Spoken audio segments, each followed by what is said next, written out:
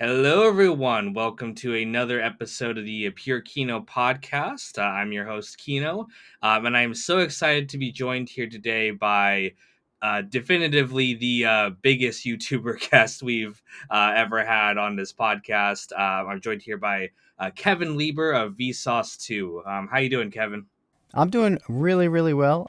Excited to be chatting with you. We had a nice conversation at Vidcon this year. So when you reached out about doing the podcast, it was a no-brainer. I was happy to continue talking with you. Yeah, it was really awesome getting to meet you in person like that. I think I want to talk about VidCon because I think we both had some disappointments in it overall, but the highlight of it definitely was getting a chance to interact with you, and now we're getting another chance to actually have an in depth conversation. So I'd love to maybe just start things off. I'd like to give my guests a little bit of time to just kind of briefly intro yourself. What you do, and what people know you for. Sure, sure, yeah. So I have a channel called Vsauce2 that I have been doing for about a decade, a little more than a decade now. I don't know, around 10 years ish. And it's changed a lot, over the years. My formats have changed. The types of videos that I've made have changed. But the past few years, I've been focusing mostly on math videos. For a while, I was doing paradoxes and math games.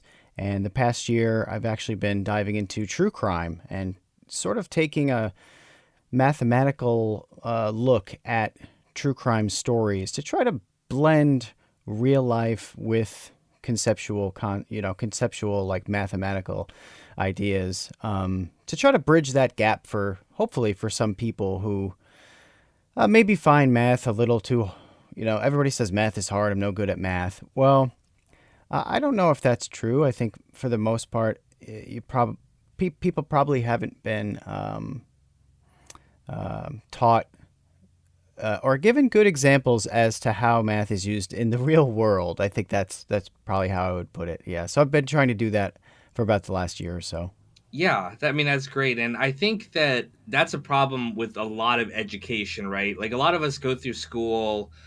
Maybe you find a subject that you're really interested in, and it kind of stirs your passion. But I think for a lot of people, they're like, "Oh, it's just something they're going to test me on tests, and afterwards, I'm never going to use it again." And that's why I think a lot of people don't have a great time during school, but then they find something like your channel or the other Vsauce channels, or there's a lot of great educational content on YouTube that actually is interesting, that actually sparks curiosity and discussion, and they're like, "Oh, I'm actually interested in science or math or literature or any of this kind of stuff. It's just it wasn't presented in a great way for me in school." And that's I think that's the really cool thing about content creators like you. It's like it gives again passion to this subject that a lot of people would not normally consider something really interesting to them. Yeah, yeah. Well, that's why I'm a big fan of people like Destin Sandlin from Smarter Every Day, and Derek Muller from Veritasium, and the list goes on and on. There are people who have been doing it for a long time, and there are a lot of people who are new to doing EDU style videos on YouTube who are amazing. There's so many great content creators out there right now, and you're right. I think to me the simplest way to sort of describe why that gulf exists is the lack of storytelling. You know, there is not a lot of storytelling in school. Maybe if you had like a great history teacher, perhaps like that subject lends itself sometimes. If you have a good enough teacher to tell the stories in a captivating manner, that can work out. But I've had math is a really tough one. It really comes down to a lot of rote memorization, and even the teachers themselves, they are not taught ways in which to turn it sort of into to contextualize and turn it into a story, or give you the why. I had a conversation with a former math teacher, and she was lamenting the fact that her students, which is the most like commonplace thing ever, so students would always say, "Why do I need to know this? Why do I don't? Do I don't need to know this?"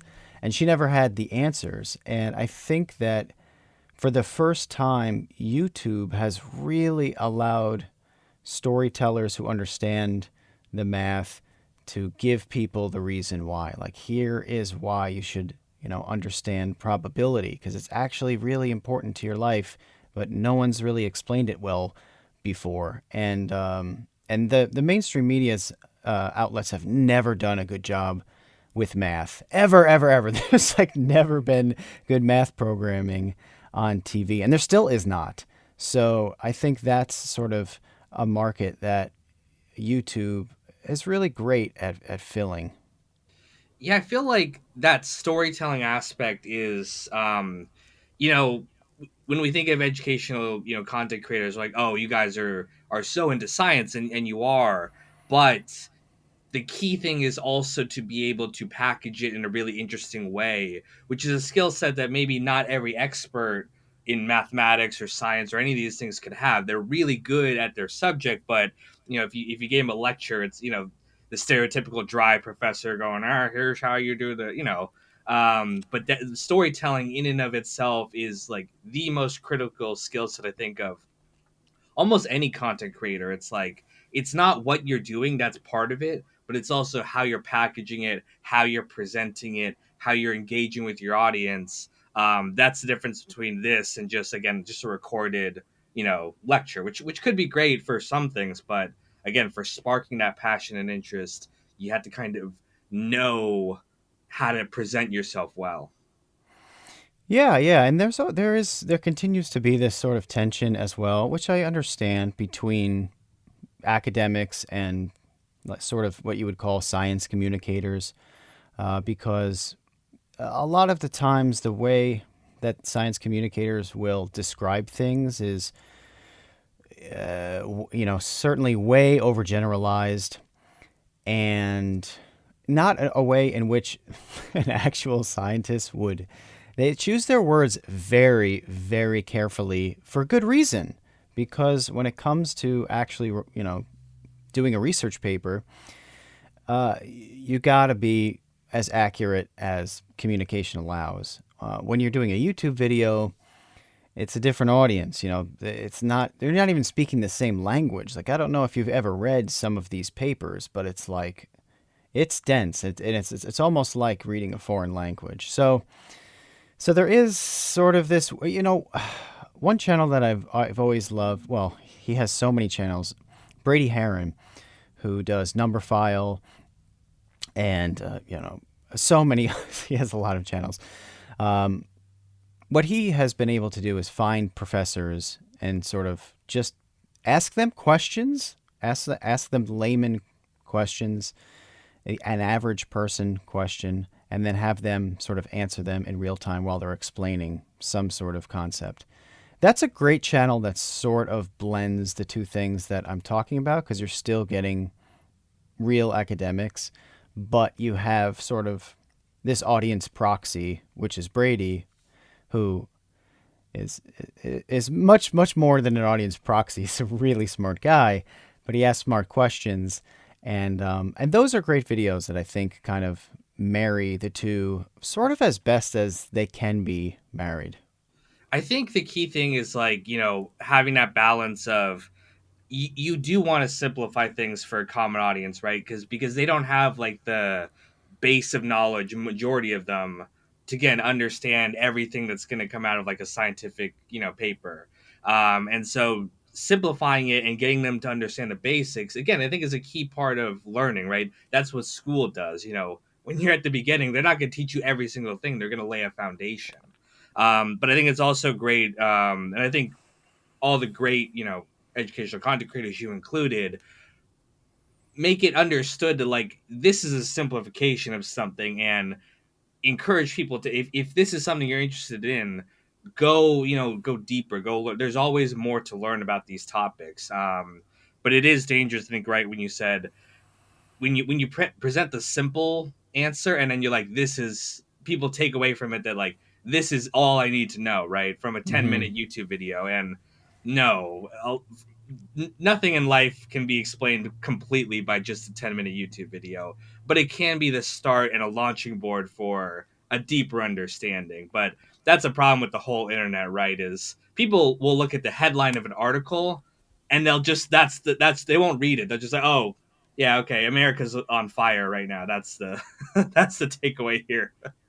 Yeah, yeah. Maybe you can, you can learn how to fix your dishwasher pretty well in a 10-minute video, if you have like one simple problem to fix. But yeah, I'm glad that you said that because I do hope that that's at least implied. You can't overtly state like in every single video, this is just a like cursory glance at this topic. Gosh, there are some of the like the true crime stories from the past year could 100% be like 8-hour docu-series. There's so much to talk about, and you've seen that in recent years on Netflix. Well, they'll make Making a Murderer, and it's multiple parts. It's very long, and even by the end of that, you're like, I don't feel like I know anything that actually happened here. so, so you're right. All of these topics, no matter what it is, could be not only a multi-part docu-series, but can be the basis of a lifetime of learning about that subject. Literally, people dedicate their lives to these things. So it is important to realize that. And I think like some topics are, you want to be more careful about that than others. Like, I did a video. Obviously, I do a lot of Sopranos videos, and I did a video talking about the therapist in the show, Dr. Melfi, and I was making statements about her as a therapist. But I wanted to kind of make it clear that like I'm only talking about the show. Like, I don't know anything about mental health. And I actually brought in some real therapists to consult with because I didn't want to give the impression that like if I said Melfi did this thing badly, that means all therapists are guilty of this or something like that. So that's a topic I felt was kind of sensitive, and I wanted to be careful about that. But there's other things where it's like, yeah, I mean, you could still go deeper, but it's not super dangerous. Like, there's no kind of deeper implications of someone misunderstanding this topic versus something like mental health. Well, and one thing that I have learned, so I've also been doing my own podcast called The Create Unknown for over 3 years now. And one thing that I must tell you that I've learned from doing the podcast is no matter how carefully you choose your words, it does not matter. A portion of people will misinterpret it, whether it's purposefully or, by accident, or they just won't comprehend, or they're only half listening and they listen to like the beginning of a statement, don't listen to the rest of it, decide who you are in this moment, create that whole straw man, and then attack. And it's like, okay, well, I over explained my position on this, and you still, didn't listen or care to comprehend it. So you have to throw your hands up. So at some point, you do have to throw your hands up and say, okay, not everybody, for whatever reason, is really going to understand what I'm saying. And that's just the nature of communicating on a mass stage. Yeah. I'm glad you brought up the Create Unknown because I had seen some like interview clips from that podcast before, and I actually didn't know that it was you doing the podcast. So as I was doing research, preparing myself for this, I was like, "Oh my god, he has another podcast like that. That's so cool." Um, and I'm glad you brought up that specifically because I was watching last night. I don't remember which episode it was, but it was the one where you were discussing. Why you'd canceled your Mind Blow series, which was kind of the thing that had propelled you, into a little to the beginning of your internet fame here, kind of your most popular thing before you started doing other stuff. And you articulated in that podcast like a bunch of reasons why you stopped. You're right. The internet has changed. The process was not scalable. It limited you creatively. There are all these good reasons, right? And then you go look in the comments of the video and they're like, bring back Mind Blow. Like that's all the comments were of that video. And it got me really thinking too about, my situation, right? Like, is a lot of content creators, they get, some internet fame off of something they do. And then eventually, you want to branch out into other stuff. You're like, I've done this for a long time now, guys. I want to do something else. But your audience almost is always like, go back and do that thing that we first, you know, fell in love with you with. How do you handle, the changing, like trying to like grow and like develop your channel into different ways while also kind of appealing to your core audience? Yeah, sure. I mean, I think of it more on a holistic level as a creative person. So I'm a big fan of music. I love music. Um, and I don't care what who is your favorite band or who is your favorite artist. There's an album or two from their early days that you think is the best, and you know their new stuff sucks. Why don't you go back to how you used to sound? And that is not a tale as old as time because recorded music is not that old in the grand scheme of things. But that's certainly been a complaint for dozens of years at this point. And you know, times change, people grow, artists change. They feel like they have accomplished what they can doing a certain thing and are ready. You know, I think that perhaps people don't understand what motivate like hyper obsessive creative people, which I would say a lot of YouTubers are. They're hyper creative or hyper obsessive creative people because there's almost no incentive to do what they do. I mean, I know people think that, you know, everyone's a millionaire on YouTube. That's not true. You know, Mr. Beast certainly makes a lot of money. Everybody else, you know, it's a pretty precipitous fall from Jimmy.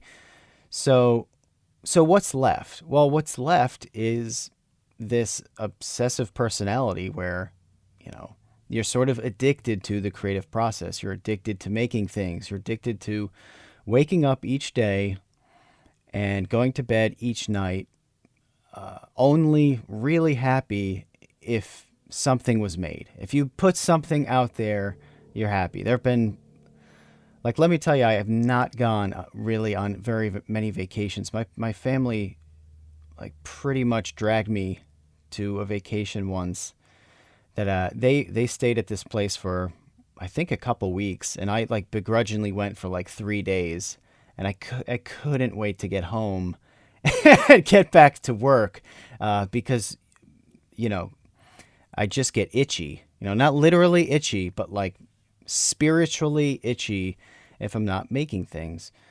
So when it comes to changing formats, that it has a lot to do with that. Like if a person feels like something that they've done has run its course, then they need to plot a new course.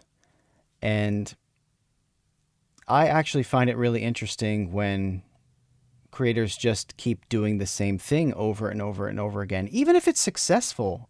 Like even if it's very successful, but they're still making the same thing in, you know, year 12 or year 15.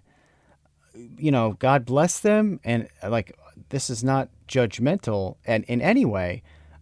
It's just not something I could relate to. I'm like, holy cow, I can't imagine still finding the same joy and motivation to make like the 1200th video in the same series. You know, I made 100 and something mind blows, and that was enough. Like that was a lot. It was a lot of mind blows. The idea of making, you know, 400 of those was not appealing to me. There's just other stuff that I want to do. We have a finite amount of time on the planet, and I just would like to explore other creative outlets, other formats, see what works, what doesn't work. That's what I find interesting.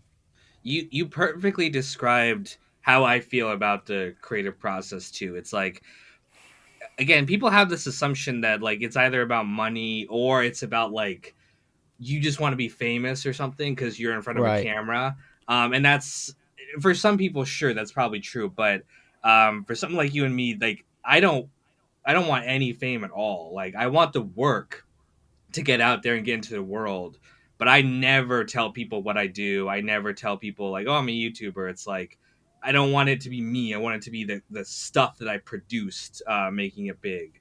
And like this creative outlet is the only thing I've ever like wanted to work on in my free time. Like I've had good jobs where I was like, okay, you know, this pays well and I'm not miserable here, but I have no desire to wake up at 10 a.m. on a Sunday to go you know, do that job. But here I'm like, oh my God, I get to record a podcast with Kevin Lieber. Like, this is so much fun.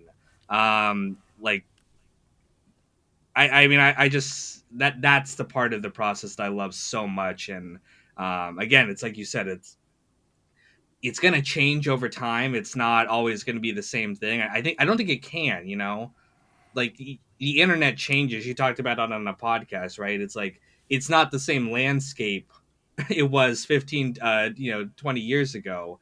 And we have to adapt with the times, not in the sense of like, oh, I need to maximize the amount of money or views I'm getting, but like, you know, the internet's different and our content should reflect that. And I'm curious on your end, you know, you've been in the game for a long time. Um, what's the maybe the best thing that's changed about YouTube in that time, and maybe also what's the worst? Oh, that's a great question. I don't think we've ever tackled that on the Create Unknown before, so I don't have an answer prepared. I think, for one thing, I think that the production value and the amount of talent on YouTube today is amazing. It's really bonkers. Like, it is so much better than it was, you know, even 5 years ago.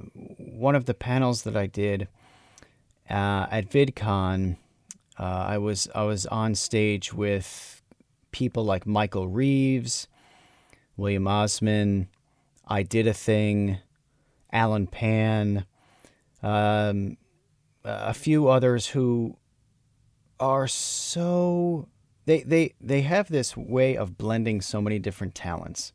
So like Michael Reeves can have just a completely bonkers outside the box idea, which is its own skill, right? Coming up with that idea is a rare skill.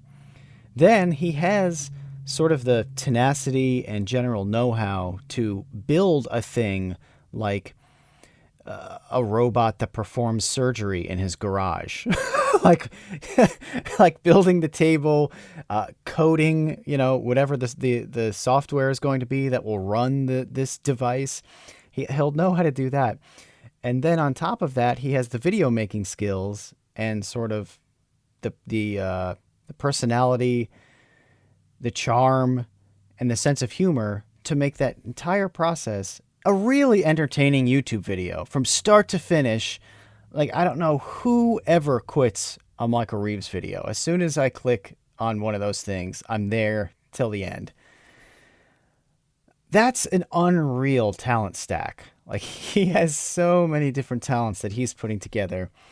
And there are so many people like him on the platform now. So doing crazy, crazy stuff that, you know, without YouTube, they never would have seen the light of day. So that's definitely the best thing. I would say the worst thing is how fickle this is going to sound so. This is the most boring topic to people who don't make YouTube videos, but the algorithm, the way that the algorithm works today, and it makes sense. But the way that it works and the way that people manipulate it, it is so clickbait heavy that it has become really hard for people who don't make clickbait to compete with the clickbait stuff, because the clickbait is so good. It is like Leonardo da Vinci clickbait, and there's a lot of it, and there are a lot of people who are just S tier level, just all stars at creating clickbait. So it creates this pocket where that clickbait is sucking up so much of the traffic that. And Derek has talked about this. He talked about this years ago, I think, when his Shade Balls video went viral. If anybody remembers that, just look up, you know, Veritasium Shade Balls. I don't remember what the title of that video is, but it's a photo of him and like all of these. Oh, excuse me. I'm sorry, my phone. Here, I'll clap that out. So I don't know if anybody's seen Derek's video on shade balls, but he later made a video about like titles and thumbnails and how the algorithm works and like swapping out your thumbnails, et cetera, et cetera, et cetera. That's an also a great video if you're interested in being a YouTuber. So I would say this is a worse thing that I understand why it happens. It happens because it works. It happens because guess what? A lot of that clickbait does pay off. It's not like a bait and switch type of clickbait. It does fulfill the promise of the title and thumb, but at the same time, a lot of it is well, this is getting a bit subjective, but it's kind of like empty calories. It's like not really nutritious content. It's just sort of something to pass a little bit of time, which is fine. Like there's, we all want that at times. But it seems to me like stuff is getting harder to surface that isn't attached to some sort of phenomenal clickbait. Yeah, the thing that a trend that I've really disliked is these videos where it's like I blew $100,000 on the stock market. Click here to see what happened. Mm-hmm. And it's not that that content like I don't like it on like a philosophical level because I'm like, oh, I mean, it's like any other thing, right? You're investing some money into this or whatever in order to get a return. That's any kind of business will do that. What I've disliked about it on the creator marketplace, so to speak, is that it's really like pushing out smaller creators who, you know, YouTube used to be a place where a kid with a webcam could, make it big just off, the content alone, and you still can, but it's just harder. YouTube's become more corporate. It started really favoring bigger, richer, creators. And you could say that like, hey, that's life, right? Everything about our world favors those people, so why should YouTube be any different? But um it's I've seen a trend of like, again, focusing on bigger, spectacles, which is cool if that's what you like. No judgments there, but kind of the wild west of like, everyone just making stuff in their bedroom. It still exists, but it's getting pushed into the shadows like it was before the internet, right? When corporations controlled all the, television studios and news networks, and it's like only what we gods decide is going to get through is going to get through, and the internet is starting to feel more and more like that as we go on, and I've definitely not liked that part of it. Yeah. Well, what's interesting about that evolution is that television has seen in some respects, a similar trajectory. In that, I remember 20 years ago when a lot of like industry types were lamenting the emergence of reality TV.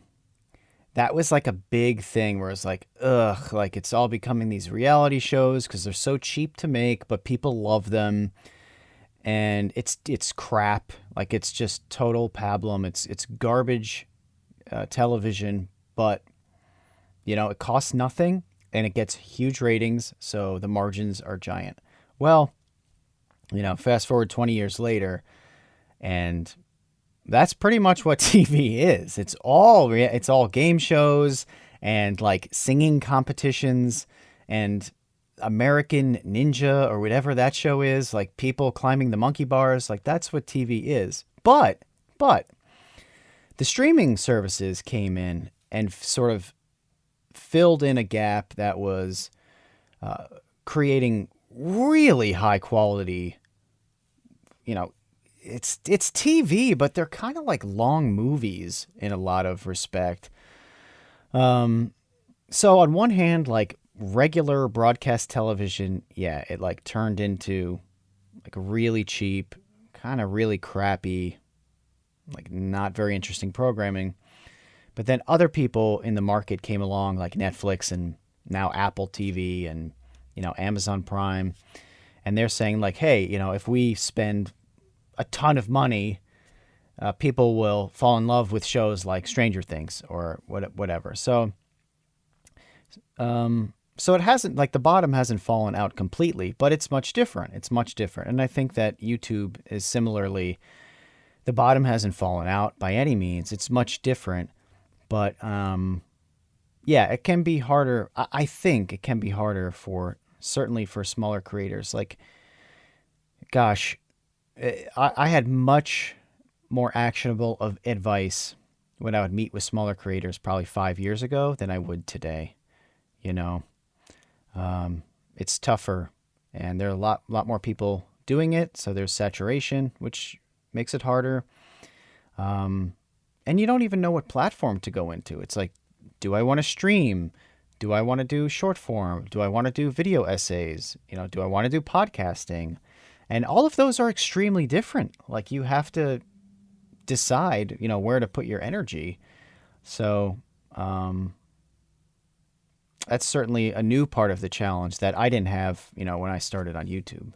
It was the only game in town. Yeah, and that's a great segue too to talk about VidCon, which is where we met. For those of you who don't know, it's a big convention in Anaheim, California. That's usually geared towards, well, it's geared towards video content creators of all sorts, but for the past has usually been geared towards YouTubers. And as I, grown my channel, obviously a lot of it happened during COVID, so no VidCon then, but this was the first time they've done it in a few years. And I was excited to go, and I was hoping to, you know, uh, they give like presentations and lectures from different content creators. There's social stuff if you want to just meet people. And it's a way, if you're a content creator, it's a way to kind of, learn new skills and, kind of develop and grow your channel in a lot of ways. But this year's VidCon was much more geared towards TikTok, which is the new biggest thing. And I saw you talk about that on again the Create Unknown, how it's not typically been. It used to be very focused on YouTube and very helpful to YouTubers, but I think we both kind of came away from this VidCon a little disappointed in how it was structured, how it was formatted, and again that TikTok is a different platform with different kind of needs than YouTubers have. Yeah, and it'll be really interesting moving forward to see how that changes things. Because, yeah, TikTok has changed things a lot more than I think most people realize. A lot more. And, I mean, the most obvious example that I think everybody is starting to realize at this point is that all of the other platforms are copying TikTok. So, Instagram is a whole lot of reels now. Facebook has its own reels program. And obviously, YouTube has its shorts. So that right there says it all, that the competing companies are looking at TikTok and saying, uh-oh, we're going to need to do this too in order to stay competitive. Because guess what? All of the kids are on TikTok. It is a phenomenally addicting and entertaining platform. It works really, really well for keeping people entranced by constant stimulation. And that in and of itself, I think, changes a lot of what a quote unquote creator landscape is like. Because one of the thoughts that I had during VidCon was that it seemed to me that the sort of the fandom and the audience support for TikTokers seems very weak and diminished compared to YouTubers. It seems very frivolous almost. It's almost like just the way that TikTok works. How can you even really become a super fan of someone where the app itself decides to show you what it wants to show you? So you might love somebody's TikToks for a month, and if they somehow fall off your algorithm, you don't see them again, and you don't even know how to find them if you wanted to, because you don't even remember their username. You wouldn't know what to search. They're just gone. Like, they can just fall into an abyss on TikTok in a way that I really don't think happens due to the nature of YouTube being a more active platform where you're seeking out creators whom you like, who you will subscribe to, who you will turn notifications on for so that you can watch their content as soon as it goes live. So I don't know, it will be really fascinating to see what it's like to, have a career as a creator. Because another thing I heard a lot at TikTok was people trying to get onto YouTube from TikTok, trying to migrate their audience over to YouTube so they could actually sort of be like do it full time. Because I don't know, and if anybody listening realizes this, but TikTok does not like watch. Hank Green made a great video about TikTok's monetization, but TikTok monetization is a joke. Yeah, it's really interesting again to see that, like, yeah, TikTok has explosive growth. Like, a lot of the people who were presenters at VidCon were really big TikTokers. Like, they got like 1 million subscribers or 1 billion, follow, whatever the metric is. But for most of them, I was like, I have never heard of you people, like, at all. And maybe that's because I'm not on TikTok, but I feel like I would know a YouTuber if they had, 100 million subscribers. Even if I don't watch their content, I would have heard the name. I would have heard who they are. And I think you're right. I think TikTok's format is, you don't follow this person. You just happen to get their video in your feed and then you move on to the next thing. Versus YouTube, you're making an active choice to click on them. You're making an active choice to subscribe.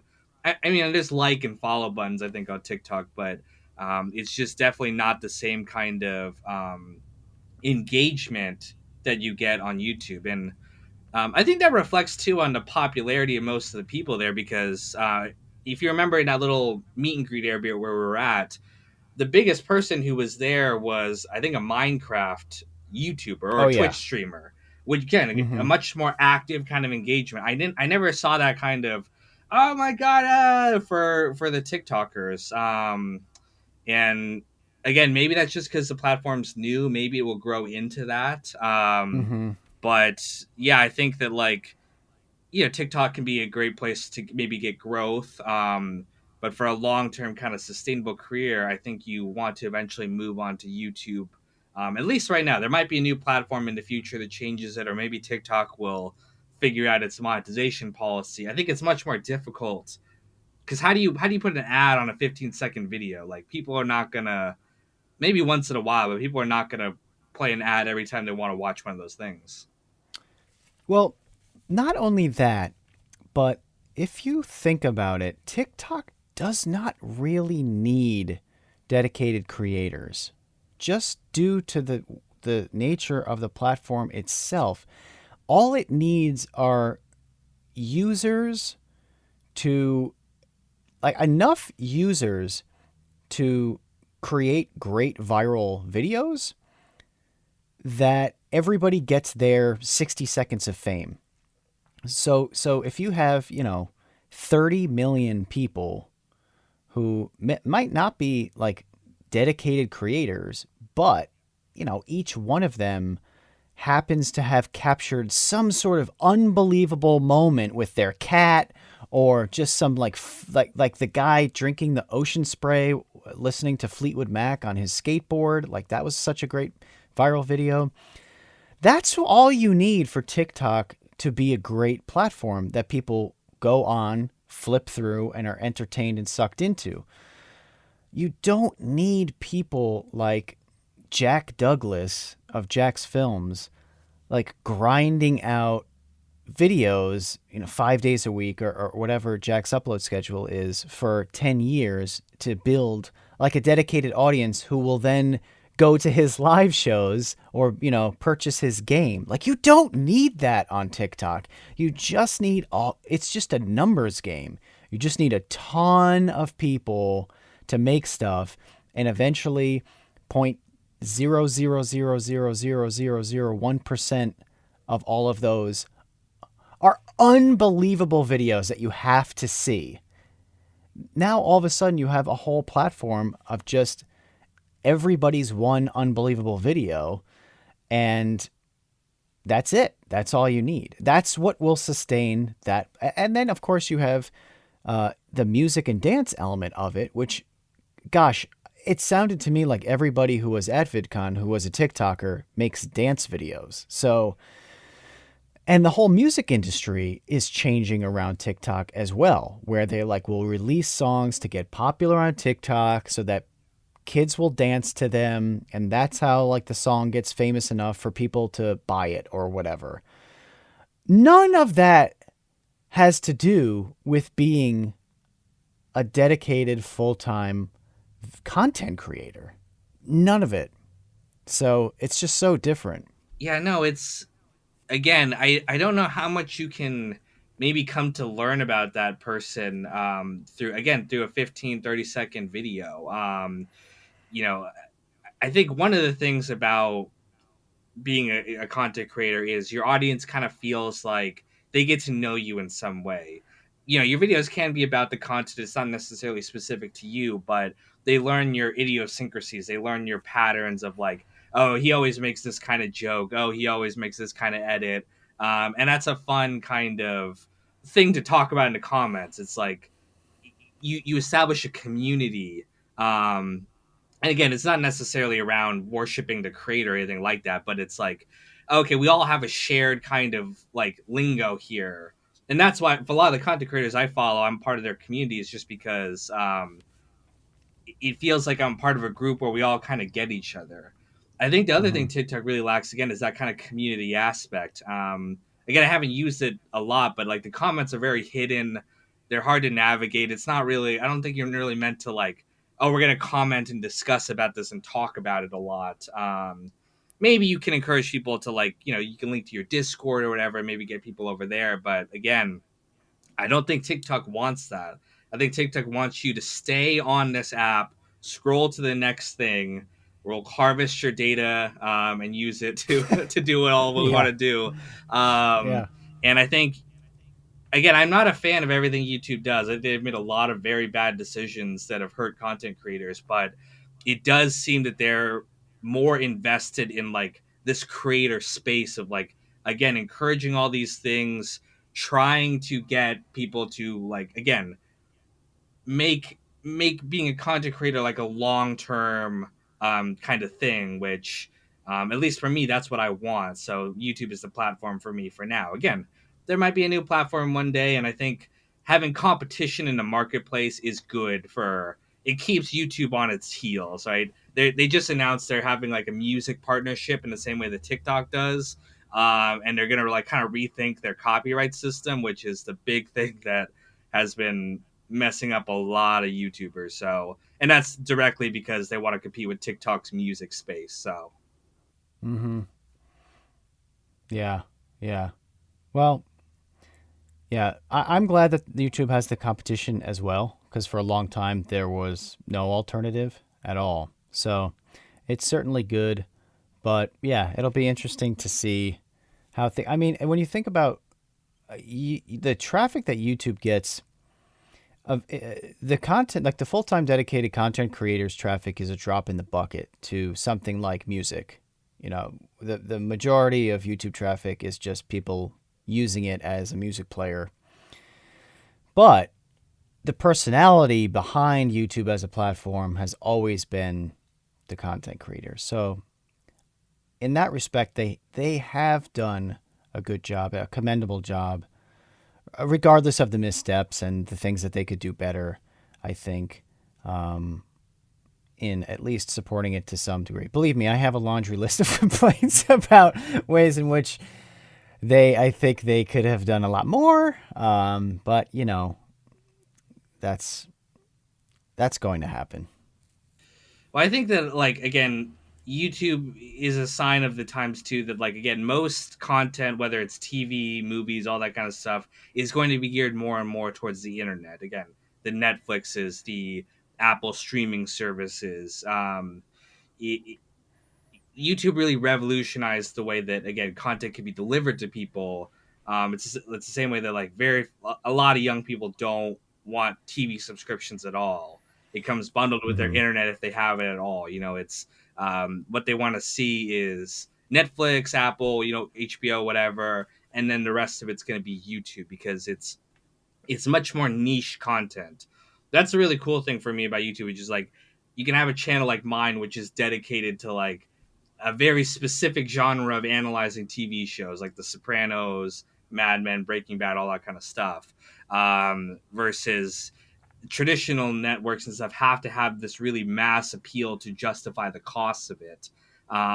Versus someone just in their bedroom like me can make something about whatever I want, and whatever the audience that exists for that is, it's okay because I have very little production costs aside from time. So that's been my favorite thing about the internet. Again, is just being able to get very niche with some of these topics. Yeah, yeah. And to this day, you would think that the TV networks would have learned something about that, that there is actually surprisingly mass appeal in niche topics. I know that's a little paradoxical, but it is true. You can find millions of people who want to watch what is seemingly the most obscure, very hyper specific content. But the TV networks haven't learned anything from that. They still, to this day, make the most generic shows. They are so adverse to taking risks and trying different things, which is a shame because I think that there are a lot of content creators like Captain Disillusion should have his own big budget TV show. He just should. He should have a team of VFX artists to make an entire series of incredible, beautiful to look at and amazing to listen to, just eye candy that's also incredibly deep and intelligent. But he doesn't, and I don't know why. I mean, because I guess I'm not in charge of the Science Channel or Discovery or whatever it is. But like he's at the top of my list of someone who, like, how does Captain Disillusion not have his own show? I don't get it. Well, the hardest thing about TV has been the fact that you had to watch it live. You know, it's like you can have you can have a dedicated following. I mean, that's why cult classics exist, but they were spread around and are not all watching at the same time. I think Community, the NBC sitcom, is a great example of this. People who watched it loved it, but they weren't watching it on NBC. They were watching it online, or they weren't watching it at a specific time or whatever, and that messes up how they deliver ads, how they do all that kind of stuff. And the internet has solved all of that. It doesn't matter when you watch a YouTube video; the ad will play regardless, and it's allowed again people to deliver it very niche content to people spread around the world. Um, but I feel like I don't know when YouTube creators or any online creators try to go into like traditional media space, it almost never works out well. Like I mean, think of like Smosh or Fred or those old giants of the early days of YouTube. When they tried to go mainstream, when they had a TV show, it almost was like, oh, this isn't internet culture anymore, and people, don't like it anymore. It's people liked that the internet was like this wild west of like this is our thing here, different than like TV or whatever. And I think that will change over time. Again, things are becoming more and more mainstream. Like again, streamers, there are streamers making way more than celebrities are nowadays. And again, I think part of that is because with the internet, you can kind of develop this following with them in a way that even like an A-list celebrity, you're only going to see them, in the movie itself, or maybe like on a daytime talk show or something like that. But with these internet personalities, you can follow them like they're posting stuff from their home every single day, and you're like, oh, I'm interested in what's going on with you. So it's been a weird change in seeing how like our definition of like what a celebrity is has evolved too with the internet. Yeah, yeah. I think two things. First, I think a lot of the YouTubers who tried to go over to TV, a couple of things went wrong. One is that perhaps that what they do on the internet, there's no spun up version of. Like, there's no big budget version of what this creator does on YouTube. And if there's not like a bigger version of it, then what's the point? Why even bother? The other thing is that they have to work with production companies that only know how to make TV shows a very specific way. And when you try to smash together creators who are used to having total freedom on a platform and make things that really have its own voice and style. And then you butt it up against something that's just very formulaic, and it's like this is how TV shows are made. Then what it results is something that's just boring and doesn't work for anybody. It doesn't work for the people who like the person from YouTube, and it probably doesn't work for the people who like watch TV shows. But there are exceptions. I think Captain Disillusion would be a great exception. I think that if he had production support, he could, like, I don't know if anybody listening has seen his video on Flight of the Navigator, but please do yourself a favor. Go to Captain Disillusion's channel, watch his video on Flight of the Navigator, and you tell me that that shouldn't be like an 8-episode run on Netflix. I dare you to tell me that that shouldn't be an 8-episode run of different movies that he analyzes and it's its own show, because it 100% should be. And I have the perfect example of this with Jake from Vsauce2. So what Jake could do alongside his buddy Eric on Vsauce2 when it's just the two of them was amazing. He would make these really like beautiful short films about, you know, the science of Godzilla or Superman or whatever it was. But when he matched up with a production team that had a real budget, and like real dedicated people doing a whole, you know, hair and makeup and set design and costumes and all of that stuff, and a lighting department, he won an Emmy. So he made a show called Could You Survive the Movies with YouTube that literally won an Emmy. And that's because it was a really good match for Jake to amplify and spin up what he was already doing on his own, not on his own, with Eric Langley on Vsauce2. But now he has the support of an actual production and the budget of an actual production. And all of a sudden it's like, holy cow, like that Top Gun episode is insane. The Die Hard episode is insane. He could never afford to do that. The reason, the only almost comparable video he ever did before Could You Survive the Movies was he did a video on Home Alone, which has a lot of views. I'm sure people watching this have seen this. I think it's just called Could You Survive Home Alone, which might have been my title that I gave him. So I'm taking credit for that, Jake. But he worked with Lowe's, the hardware company. And he worked with Lowe's on that video, and Lowe's gave him a budget and helped him build some of those sets to make that video. But gosh, that stuff is super hard to do on your own unless you're literally Mr. Beast and you can throw millions of dollars at one YouTube video. But, you know, there's like a handful of people who can do that. No, it's very difficult, and it definitely can work out well when it's like a perfect combination of like topic and working with people who actually get what you're trying to do versus trying to like force it into this is what the traditional way we do things is, so it has to be this way. I think you're right. I think a lot of people go into that situation where it's like these people who are giving you money are like, this is our thing now, and you're basically just going to work on this for us. And that's when it all goes awry. And I think you lose that kind of spontaneous passion that I think is what makes most YouTubers, right? It's like most people don't start out with a huge budget. They don't start out with whatever, but what they do have is an incredible idea and the passion to see it through. And even if the video is rough at first, right? Every one of us started out with very horrible audio, very horrible video, and we're figuring it out as we go. But I think people see that spark of passion in our work, and want to, because that's what I follow when I watch a YouTuber. It's like, oh, it doesn't matter to me whether this is the top video production ever. I mean, that's cool if it is, but I'm like, this person loves what they're doing here, and I can feel that, and I want to see more of it. I want to see where they go. I want to follow them. I want to see their journey.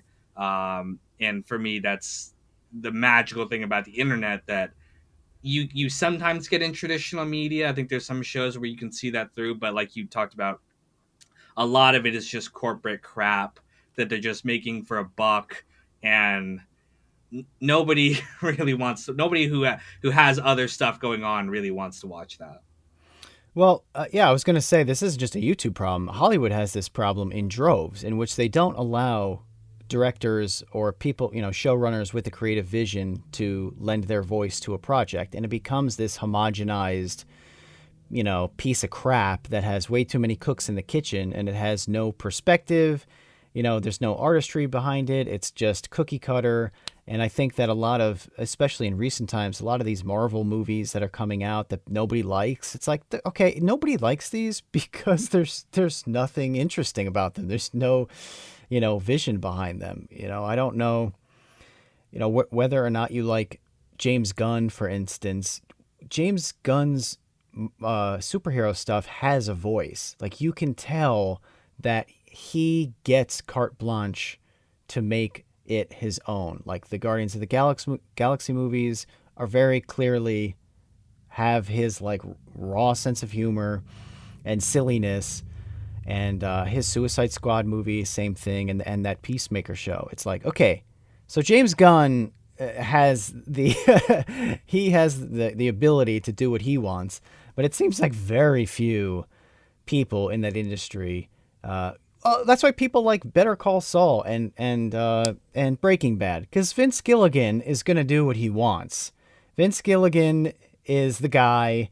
AMC says, "Okay, we trust you. You are the guy. You make banger TV shows. Please make it banger TV shows for us." And guess what? He's making TV that people will be talking about for years because it's just so much better than anything else around it. Yeah, like you can tell which of the Marvel movies, like again, has that kind of passion in it versus like, hey, we need this movie because we're gonna set up this plot point and this other thing, and it's like this big corporate map that they have of like, here's our phase 4 that's gonna lead to phase 5 that's gonna make us $10 trillion. It can't be like that. I mean, sure, a lot of the Marvel movies have been successful just based on the name and the franchise or whatever, but we're kind of seeing now a lot of them being canceled and stuff like that too because they thought they would go on forever, that they could make crap and basically people would watch it no matter what because it has the Marvel name on it, and they're like, no, audiences are smarter than that. I feel like the biggest problem with traditional media is that they're always underestimating their audiences. They're like, no, they won't get this. It's too smart. We got to dumb it down for mass appeal. And no, like, yeah, that is true to an extent, but you want to set the bar high and have people strive towards that versus going for the lowest common denominator, which and I think that's the key thing to being a content creator in general is respect your audience, respect, that they can understand, complicated ideas and try to be ambitious with some of the stuff you do. It doesn't always work out. We always have our stumbles, but I think that's what separates, again, great content from just kind of schlock. Well, and there's fatigue, there's audience fatigue no matter what we're talking about, whether it's, westerns back in the day. Like there were a whole lot of westerns made for a long period of time. And guess what? Not a whole lot of westerns made these days and haven't, been for really like 35 years. Like the western genre has really just, went out of style, and things go out of style, music genres go out of style really quickly. Most things are popular, like in the music industry, for 5 years. They're like really popular, and like maybe they're like peripherally popular for 8 years. I don't know. I'm trying to think of like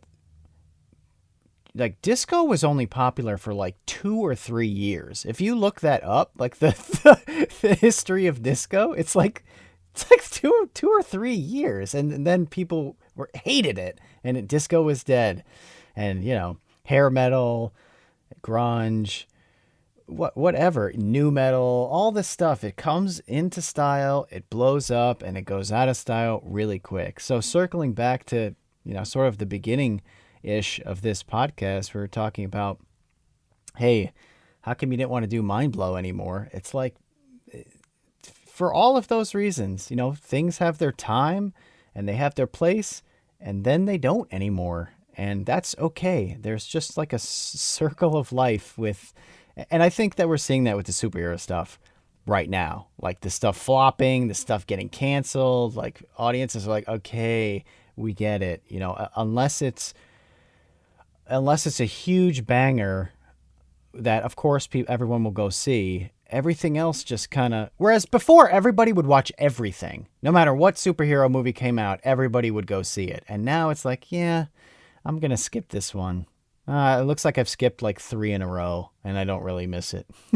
And some of that's also, the economy is shifting and people are, it's, you can't spend as much money as we could before. But I also think, I mean, that probably is going to affect, the creator space too. Ad revenues might go down. There might be, there might be some trouble for online content creators too. But I don't know about you, but I'm someone who, it doesn't matter what happens with the money. Like, I'm still gonna make the content just because I love doing it. If I didn't make any money from this, I might not make videos as frequently as I do. But I would still make them because I just love the process. Like, nothing I've ever done has been as fun as doing this has been. So that's what's like most important to me.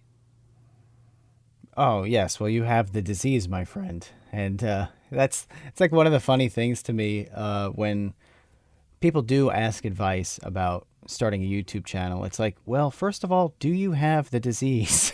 Because unless you have that, and I'm saying that obviously like tongue in cheek, but it's a very real thing. It's like, unless you are excited. I mean, look, when I was working 3 jobs at one point before Vsauce started, probably 2008, something like that.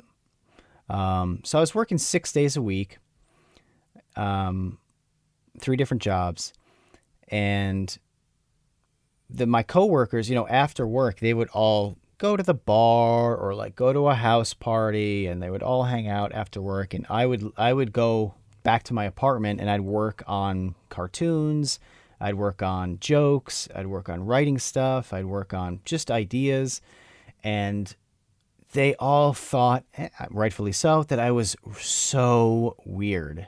They're like, Kevin is so weird. Why are you like this? And I don't know. I don't know why I'm like that, but it's just how I am, and it's how sort of I've always been.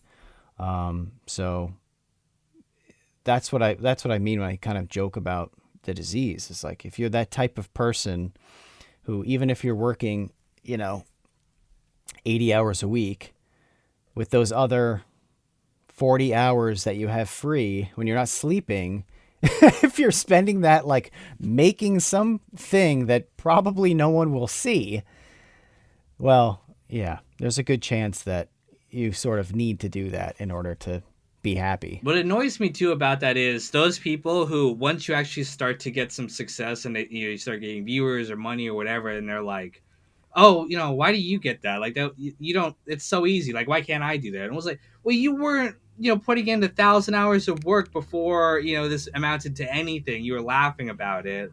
And then once you start to get success, like, oh, what you do is so easy. I could do that. Why don't I have a. And it's like, well, go start one. Go see how easy it is to make content online. It's hard, and it's not the hardest thing in the world. No, but you're right. It happens all the time. But that is the funniest response, is that it's not like you're a great football player. Like, a great football player can't tell me that I can become a great football player. That will never, ever, ever happen in a million years. But like you said, you could tell pretty much anybody, why don't you do it? Like, you could find an audience. I don't care who you are, what you're interested in, what you are passionate about or obsessive about, or what platform you use. If you're obsessive about it and you're making stuff, you'll find at least 10 people who are really excited every time you put something out. You will. So it is funny that it's so easy to refute that purported jealousy where it's like, I don't know why you're jealous. You didn't do all of the stuff. And you could just do this stuff. You could do it. And again, some people are like they only would want to do it if they had a million followers or they were millionaires off of it, and Doesn't work that it way. doesn't. And 99% of people won't ever get there, but they have the bug and they want to do it anyway. And whatever audience they get, that is enough for them. Just because it's not about the end results; it's about the process of making it. And again, just putting something out there into the world and seeing who reacts to it at all. If even one person likes it, it's like, oh my god, I made something that one person liked. Isn't that cool? And that's really what I think you have. That's the mentality you have to have, if you are going to be successful in any way, of making something. Well, and it is really cool. I want people to understand how cool it is and how different it is than what came before, the internet, not the internet per se, but really YouTube specifically, I think, is that it was really hard to get strangers to look at anything that you made, whether it was a comic or a short film or music. You could go to open mics, but if anyone's ever been to an open mic before, I can assure you that the only people at open mics are like the 7 other people who also want people to hear their stuff, whether it's their music or their jokes or whatever. So, holy cow, was it like nearly, like virtually impossible to, and even if say you did get like a comic in, like I did, I ran the comic section of my college newspaper. I was the editor in chief of that.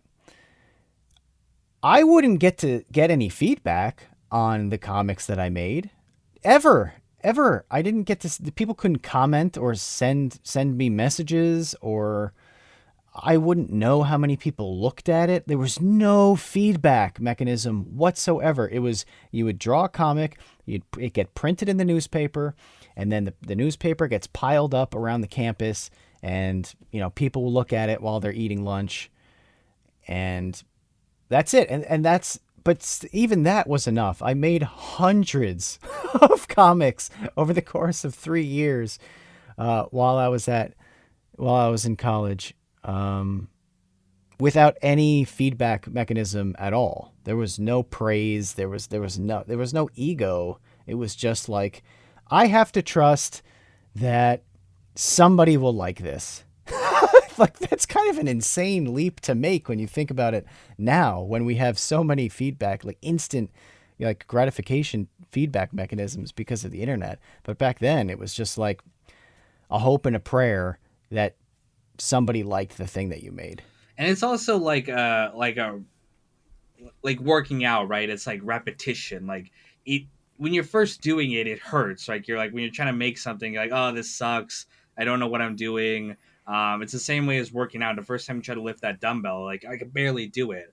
But you do it enough times and it becomes kind of second nature. And now, I'm sure, you think about it when you're doing a new project or something and you're trying something you've never done before, but like editing, audio, visuals, all that kind of stuff is almost like second nature. It's like it's become a habit in your mind, and it allows you to kind of take on new challenges and new things. Like you could go to a completely different medium, right? And there'll be a learning curve, but you have the habits of like, okay, I'm going to dedicate time to this. You know, I'm going to do research. I'm going to do whatever I have to do to get this done. And that's a skill set that it you have to develop it. It's not often inherent in the way we're brought up and the way we kind of learn. Yeah, you have to be self motivated. You have to be comfortable with being alone and working alone and being self motivated. You have to be comfortable waking up and being your own boss and saying, like, I'm going to sit down and I'm going to do this. And no one is telling me that I have to. No one is keeping an eye on me. I'm not clocking in. I'm not clocking out. Nobody really cares, frankly, if I do this or not. But I care, and I want to see it through. And I want to see if the idea that I have in my head can be manifested in reality as closely as possible to the perfection of the idea that it is in my brain. And and you do your best to try to make that happen and have other people hopefully see it the way that you saw it once. Well, you've done a great job because I mean you have a huge dedicated audience, me included, and I know we're over our hour here, so I just want to say thank you so much, Kevin, for being on this podcast. It was so amazing to talk to you. I'm really glad we had a chance to actually meet up at VidCon. Like I said, it was the one positive thing for me from that whole 4 days there. So like I said, appreciate you coming on. I hope we get more chances to interact in the future. Yeah, yeah, sure. I'm always an email away. And before we wrap up, I just want to say if anybody's listening to this who's unfamiliar with Pure Kino, be sure to subscribe. I usually, thank you. I usually have to plug my own shit. And of course, please go if you, I'm sure you probably heard this if you're clicking on the video, but if you haven't heard of Vsauce2, go click on there. If you haven't heard of The Create Unknown, fantastic podcast, very similar to this, where he interviews other, content creators and other internet personalities. If you like this kind of format, you're going to like his podcast. So go check those out. And as always, stay tuned for the next episode of the Pure Kino podcast coming. I don't know when. Talk to you guys later.